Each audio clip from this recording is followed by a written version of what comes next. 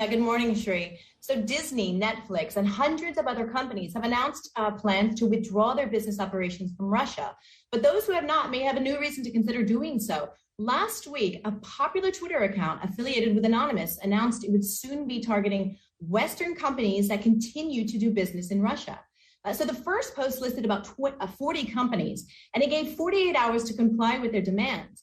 Now, the problem was that some of the companies that were listed had actually already publicly announced their intentions to withdraw their operations from Russia. So we saw Bridgestone Tires, Dunkin' Donuts, and several others actually reaching out to Anonymous on Twitter, replying to that post, and in some cases linking to press releases and media coverage as further evidence. And so a couple of days later, Anonymous issued another post, and this time with a seemingly updated list of companies. But by this time, it seemed that their patience had really run thin. They said that they had begun to launch what's called distributed denial of service, or DDoS attacks. And this is essentially where you flood a website with so much traffic that you can knock it offline. Now, Anonymous also said that it breached a database to another targeted company, and that's Nestle. However, a Nestle representative told me that there's absolutely no foundation to that rumor. Back to you. Monica, is there any indication that the threats worked? Have any of the businesses that were targeted announced that they'd take their business operations out of Russia? Yeah, so that's really that's really the interesting part. So a number of the targeted companies have since announced that they plan to either suspend or withdraw operations in Russia.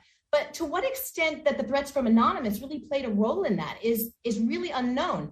Now, I reached out to about 16 companies that were in the report that I filed today that we published on CNBC.com to ask them exactly that. And other than the ones that said they had already announced by the time they were targeted, everybody really just dodged my question. Only one company answered it head on, and that was the French car maker, Renault. And they said, no, these threats did not factor into their decision to curtail their operations.